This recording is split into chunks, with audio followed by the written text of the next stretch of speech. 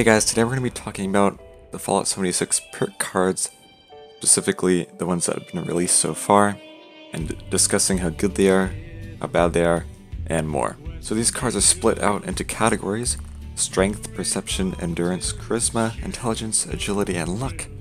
This is abbreviated to Special.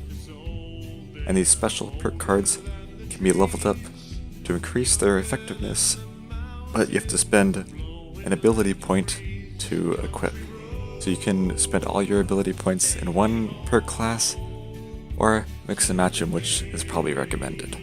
So going on to these strength cards, first we have Gladiator. Your one-handed melee weapons now do plus 10% damage. That's pretty good. It all depends on what kind of weapon you're using. Are you using one-handed melee? Are you using two-handed? Are you more of a gun guy?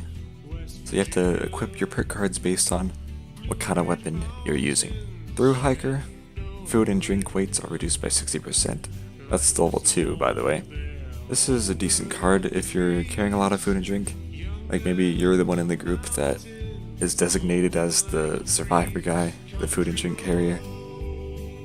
Now this won't take as much room in your inventory, so this is pretty good. Sturdy Frame, armor weighs 25% less than normal.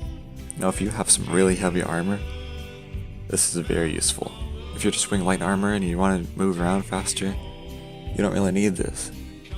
But if you want to be that heavy tank that needs a little bit more speed and less weight in your inventory, get this card. Expert Slugger, your two-handed melee weapons now do plus 10% damage. This is similar to the one-handed weapon one, but if you're more into two-handed over one-handed, this one is for you. Bear Arms, heavy guns weigh 40% less. This is level 2. We don't know what level 1 would be. Yeah, it depends. If you're carrying heavy guns a lot, this is pretty useful. But if you're not, it all depends on what weapon you're carrying. Batteries included. Energy weapon ammo weighs 30% less. This one's pretty decent, as you're probably going to be carrying a lot of ammo. If you don't have an energy weapon though, it's pretty useless. Bandolier. Ballistic weapon ammo weighs 90% less. This is the level 3 version, so it's all the way upgraded. But I assume ballistic ammo is going to be pretty useful all the time, depending on what weapon you use, of course, but it seems pretty common, so a pretty good card. Expert Heavy Gunner. Your non-explosive heavy guns now do plus 10% damage. So if you combine this with the heavy guns weigh 40% less, and they do plus 10% damage now, yeah, that's a pretty combo-tastic card to combine with your heavy guns. They have to be non-explosive though. So the strength cards basically all you have to deal with weapons or ammo. So your ammo weighs less, your weapons weigh less, or they do more damage. Moving on to Perception. Green Thumb. You have a 25% chance to reap twice as much when harvesting flora. If you're gathering a lot of flowers and plants to make and craft certain things, 25% chance to get double what you get. That's not bad. Perceptive Bobble. You hear directional audio when in range of a bobblehead.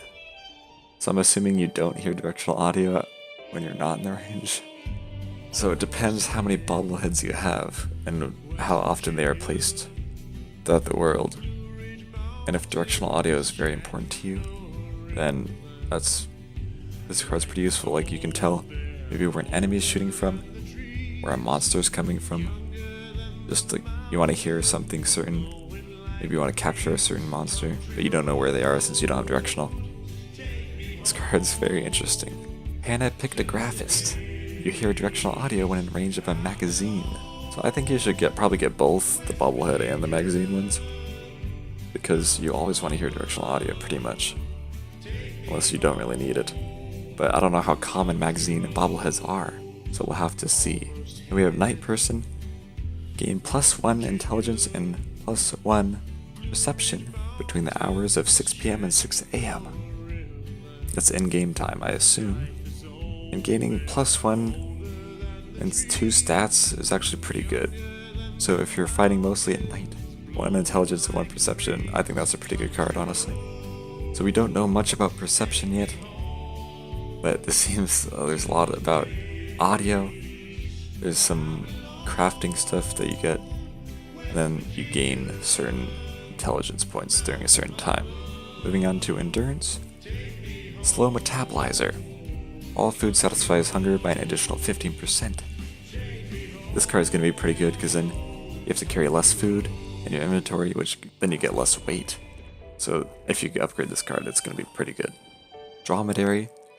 All drinks quench thirst by an additional 15%. This is very similar to the Slow Metabolizer one. That's going to be pretty useful as well, as you don't have to carry as many drinks. And if you combine the two, then you won't have to carry much food or drink at all. So Vaccinated. Chance of catching a disease from creatures is reduced by 60%. That's level 2. So if you're hanging around monsters a lot, I don't know what the things you have to be treated for the disease are, but if it's really hard to be treated for that certain disease, and you're fighting them a lot, this card might be pretty good. Professional Drinker. There's no chance you'll get addicted to alcohol. I think this card's really good, because if you keep on drinking alcohol, you're going to get addicted to it, and then you can't live without it. This card allows you to be free from that addiction, and stop worrying and having to carry alcohol around 24/7, even though alcohol does have its uses. Aqua Girl. You no longer take rad damage from swimming and can breathe underwater. This one's pretty good. You can escape different players from it, you can escape monsters. Taking radiation damage from swimming is always not good, because what if there's a giant lake or ocean you have to cross? Not very good. So I'd take this perk. Now we have Revenant. Gain a plus 25% damage bonus for 2 minutes when a player revives you.